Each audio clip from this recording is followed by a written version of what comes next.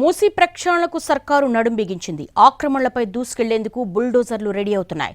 ఈ శనివారం నుంచి ఆపరేషన్ డెమాలిషన్ స్టార్ట్ అవుతుంది. రెండే రోజుల్లో ఫినిష్ చేసేలా ప్లాన్ చేస్తున్నారు. నిర్వాసితులు ఎంతమంది ఉంటే అంతమందికి డబుల్ బెడ్రూమ్ ఇళ్లు ఇస్తామని సర్కారు చెబుతోంది. ఒక్క పేద కుటుంబం కూడా రోడ్డున పడకూడదని సీఎం రేవంత్ రెడ్డి స్పష్టం చేశారు. మూసీ వైపు దూసుకెళ్లేందుకు హైడ్రా బుల్డోజర్లు సిద్ధమయ్యాయి. ఈ వీకెండ్ నుంచి మూసీ ఆక్రమణ కూల్చివేతలపై ఫోకస్ పెట్టారు. శని ఆదివారాల్లో దాదాపుగా ఆక్రమణలను కూల్చివేస్తారు. 2 రోజుల్లో ఫినిష్ చేసేలా హైడ్రా టార్గెట్ పెట్టుకుంది. డే అండ్ నైట్ పనులు జరిగేలా అవసరమైతే అదనంగా సిబ్బందిని సమకూర్చుకోవాలని భావిస్తున్నారు. గోల్నాకా, చాదర్ఘాట్, ముసారంబాగ్లో కూల్చివేతలకు ఆల్రెడీ రంగం సిద్ధం చేశారు. దీనికి సంబంధించి ఇప్పటికే 1350 మందికి నోటీసులిచ్చారు. ఎఫ్టీఎల్, బఫర్ జోన్లలోని ఇళ్లను మార్క్ చేశారు హైడ్రా అధికారులు. తొలి విడతలో రివర్ బెడ్లోని నిర్మాణాలను తొలగించే ప్రక్రియ వెంటనే మొదలవుతుంది. తరువాత బఫర్ జోన్లోని నిర్మాణాలను తొలగిస్తారు.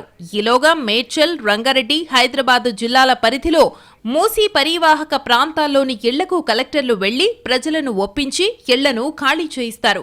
నిర్వాసితుల కోసం ప్రభుత్వం డబుల్ బెడ్రూమ్ ఇళ్లు కేటాయించింది.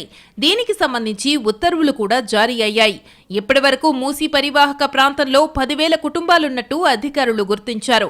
ఈ సంఖ్య ఇంకా పెరుగుతుందని అధికారులు అంచనా వేస్తున్నారు. నిర్వాసితులు ఎంతమంది ఉన్నా ఏ ఒక్కరిని వదలకుండా అందరికీ డబుల్ బెడ్రూమ్ ఇళ్లిస్తామని సర్కారు స్పష్టం చేసింది. ఒక్క కుటుంబం కూడా రోడ్డున పడకూడదని, అర్హులందరికీ ఇళ్లు కేటాయించాలని సీఎం రేవంత్ ఇప్పటికే అధికారులను ఆదేశించారు.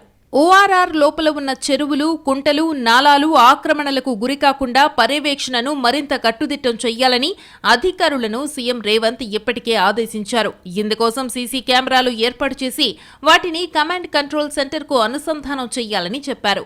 ఓఆర్ఆర్ లోపల ఉన్న అన్ని చెరువులు, కుంటలు, నాలాలను గుర్తించి వాటి ఎఫ్టీఎల్, బఫర్ జోన్లను గుర్తించాలని ఆదేశించారు. వీలైనంత త్వరగా వీటికి సంబంధించిన నివేదికను తయారు చేయాలన్నారు.